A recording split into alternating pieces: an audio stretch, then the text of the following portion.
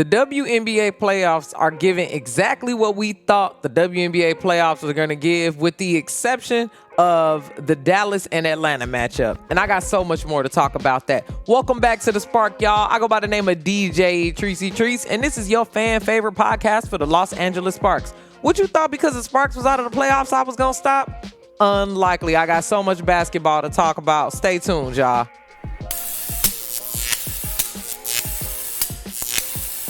I want to start this episode off with just wrapping up the Sparks season. Thank y'all so much for keeping it locked with me on my YouTube channel. Just going through the Sparks season, as well as a lot of the shorts that I've done. It's the first time I got a media press pass and was able to write articles and stuff and do all of the fun things that I've been talking about on this podcast. So I really just appreciate y'all for being in a new format with me. I'm going to figure it out. I'm going to try to do some women's basketball, maybe some USC or something over the break. But I also want to hold this podcast to talk about the Sparks players as they play overseas. Carly Samuelson already is over in London practicing with her team, so I'm going to do a little bit of coverage about that, as well as just talking about some things that are happening around the W. So I'm not sure how long this cadence will stay around, but I'll make sure that I keep this YouTube page updated. So make sure you subscribe and hit the notification bell so that when I drop a new video, you know what's happening around the W. I'm going to work very hard to continue coverage and get some players even to come on to the show outside of this. And the same thing goes for the LA Sparks Weekly Show. A lot of y'all have been watching me on Infinity TV. You see the on-court show that we got. We will continue that next season especially since we jumped in the middle of the season. But me, Fredo Cervantes, as well as Michael Matthew, we'll be doing a wrap-up show here shortly, so I'll share that in the description as always. But that's another thing that I've got going on for the Sparks. So actually being in crypto, being a part of it has really been huge, and is really what is inspiring me to do the USC season and visit the Galen Center. They haven't released their schedule yet, so I'll keep you locked on that. But that might be something that I'm interested in, especially since we got the number one pick, Juju Watkins, on the USC Trojans. But let's finish up the Sparks season. The Sparks had a great season, y'all. Even though we finished out the season, let's see what we actually finished at. 17-23. Not a winning record. We technically placed 9th, which we lost to the Chicago Sky. They got the 8th seed, but they just got beat twice by Vegas. That was a lose-lose situation for anybody, because the WNBA seeds the 8th seed with the top seed for the first round of the semifinals, and it's best 2 out of 3. Man, you gotta win that. You gotta win. I mean, you can't drop 2 games in a row, and that's what the Chicago Sky did. So the Las Vegas Aces are already pushed forward to the semifinals. They're the only team so far. Looking forward to some basketball here coming up, but that was a predictable end, right? Whether it was us or if it was Chicago, it looked like the Las Vegas Aces were going to clinch that. There was no way that Becky Hammon was letting it go to a game 3 and leaving anything up for chance. A'ja Wilson topped herself again for a franchise high for points. Pretty much put the whole team on her back. So how do we get back to talking about A'ja Wilson? You see how I just started going right back into the playoffs immediately? I'm supposed to be wrapping up the Los Angeles Sparks season, y'all. Please keep me focused today. I got a lot of basketball on my mind. So going back to the Sparks, they did the best that they could do this season, right? You can't anticipate injury, hardship. We knew that we had a new coach, so the coaching change, as well as just weird things like Lexi Brown just came on for the players' interviews, the exit interviews. She was talking about how she had this infection and she was septic, and it's like, oh my God, we didn't know any of these things were happening. You couldn't make this season up. There was no plot. A lot of people on the internet to talk about the script. You couldn't write a script for this version of the LA Sparks season. So with what we had, especially with Laysia going down with plantar fasciitis, we also had Zaya Cook, who was a rookie, so we knew it was going to be some time adjusting there. Nia Clouden didn't even get a chance to play this whole season. De'Erica Hamby just had a baby. We knew she was coming back. She really started to cook later in the season as she got adjusted, but we're looking to see more from D next season. Ray Burrell ended up, this is her true rookie year. At the end of the season, Ray started to cook and really find her place. So I hope that the LA Sparks can bring Ray back, because she has that athleticism. I think she brings a lot of energy on the floor. I'm not too sure how sold they are on Ray, but I think Ray adds a lot of grit and hustle to the Sparks team, and I would like to see more from Ray. Chanae, I'm not sure what's happening with Chanae. She went out with that injury, And she's still been on ESPN. I really wish Chanae all the best. And if this is her time to step away from the game and go into media broadcasting full time, and I don't think anybody would be upset at her. I think she's had a successful career. Her sister has had a successful career as well. And we can see that she's trending up on her commentary. If she decided, I'm not forcing anybody into retirement, but if Chanae Ogwumike decided that this was her time to step away from the game, nobody would blame her, and we would support you. Chanae, I love your commentary before the games. I think you have a different perspective that you bring to the game, of course, because you are a great player.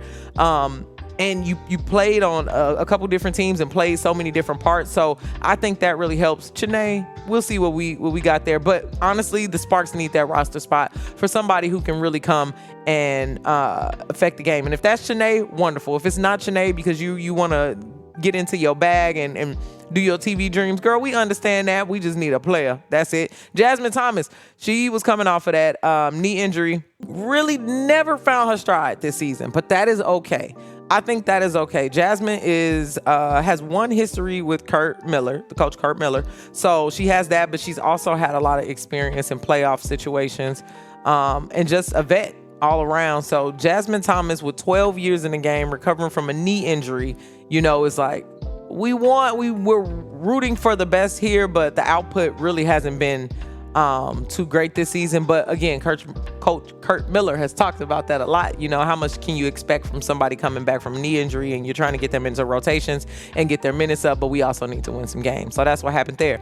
JC 21, can you do something for me? Man, I mean, in my eyes, Jordan Canada is the most improved player in the WNBA. I don't care what the voting says. I'm sure, the team standing has a lot to do with it, but Jordan Canada has really played basketball this season, right? She's gotten better at that 3-point. She's gotten better off the ball, still leading in assists, doing her thing, making sure that the ball can get passed around. But with Laisha Clarendon, Jordan Canada and Laisha Clarendon do something great together because both of them are not afraid to drive into the interior and make plays for themselves. So I'm excited to see what more we can get from JC. Hometown hero here played for USC. Next year will be her 6th year in the league. So a little bit of veteran status. Avina Westbrook was a hardship player.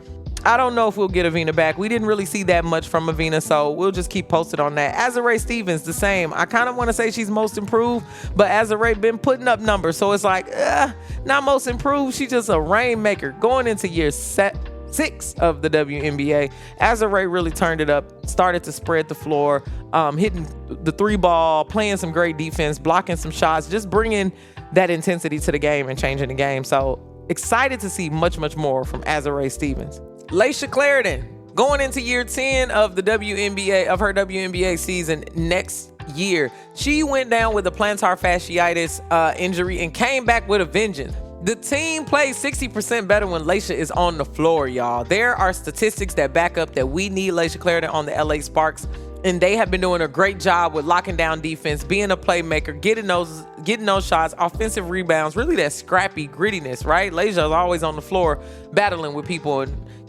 that has really, really helped to add some extra energy to our game. Nneka Ogwumike going into her 12th season next year, our all-star, man. Nneka had a pretty consistent season, actually topping herself. She went through a lot of milestones this season. It seemed like every single press conference, they were coming in and telling us some kind of new milestone that Nneka hit, and I love that for her. Girl, get to your bag. Continue. She just topped Lisa Leslie for all-time points on the LA Sparks franchise.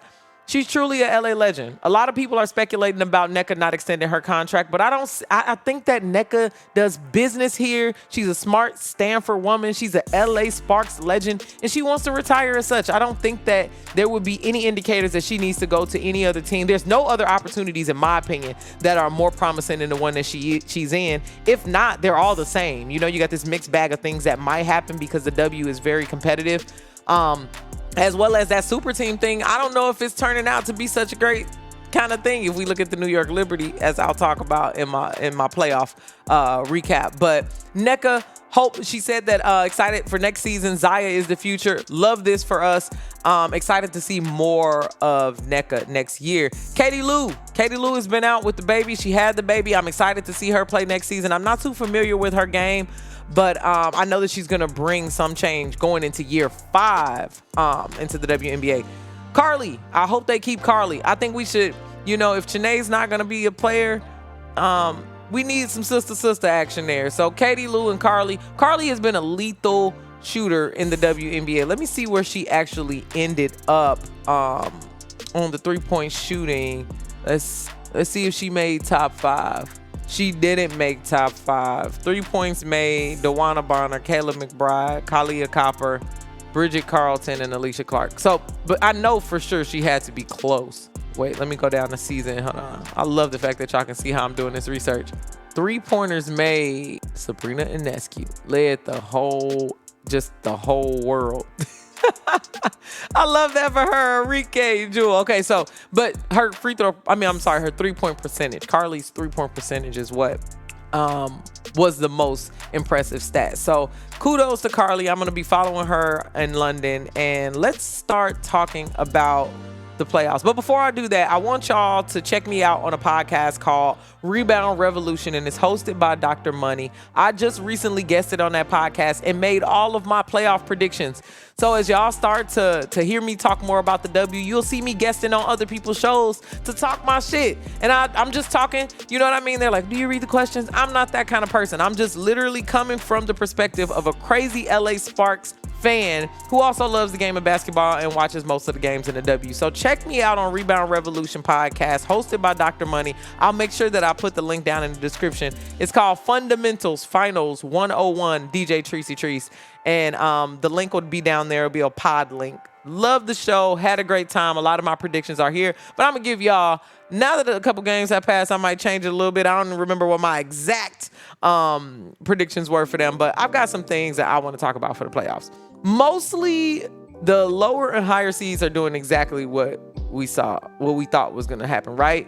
The Las Vegas Aces have secured their spot in the semifinals with knocking out the Chicago Sky. Again, so glad that wasn't us, because I feel like it didn't matter who played the Las Vegas Aces. Somebody was getting scrapped, and that's not our fault, right?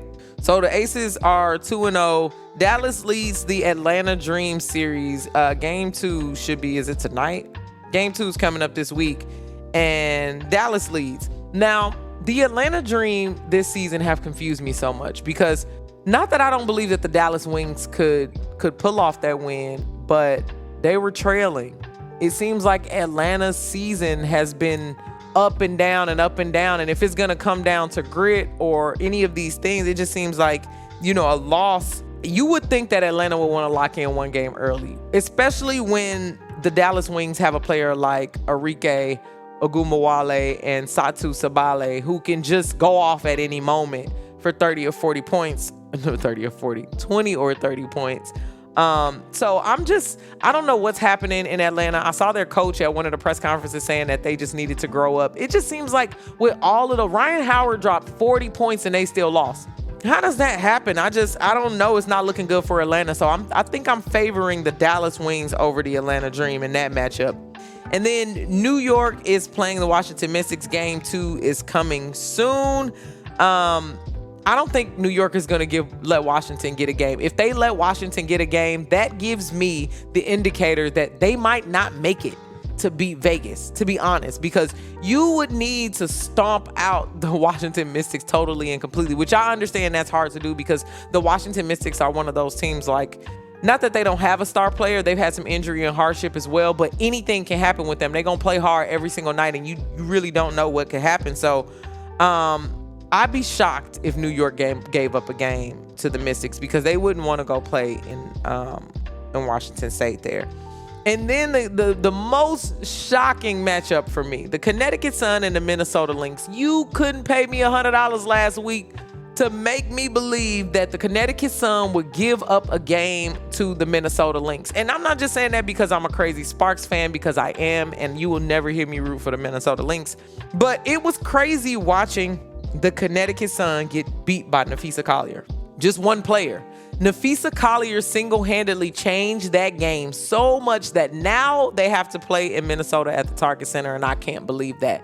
Alyssa Thomas seemed to be playing really sluggish. DeWanna Bonner went down with a bunch of blood on her face. Y'all, it was crazy. That game was like a smackdown, or as the commentator said, the Hunger Games. It's like you got all these crazy things happening, and these women are fighting for this spot. I cannot believe that the Connecticut Sun lost the game to the Minnesota Lynx. Based on the law of averages, I don't think that the Minnesota Lynx will be able to pull in a game too, but that would be stunning. And even if they do pass up the Connecticut Sun with some freak, just chance of something happening, I don't think they'll go much farther, because then they would have to play the New York Liberty, which is so hard to do with Sabrina Ionescu shooting your lights out. She is now the season holder of all WNBA seasons for three-pointers made. So, man, there was so much that was happening for the WNBA playoffs. Let me make sure I hit everything on my list. Alyssa Thomas kind of rolled her ankle too, and after that play, I think she came back kind of sluggish. I saw that. So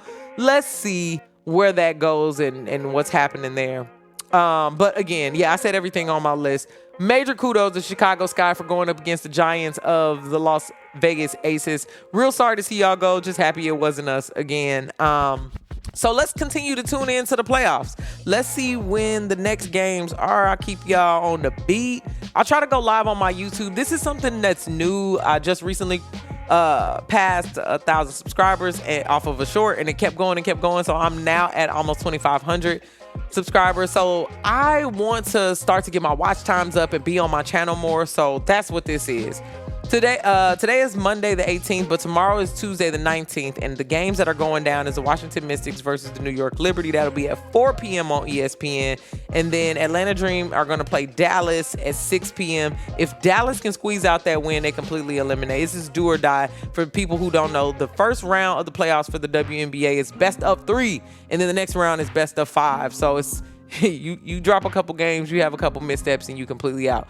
Thank y'all so much for tuning in to The Spark. I go by the name of DJ Tricey Trice. Make sure you like, subscribe, check out my shorts, tell your friends about my channel. I give funny, hilarious sports takes. I love basketball, but most of the time I'm just talking shit on the internet about sports. It's a fun place to be.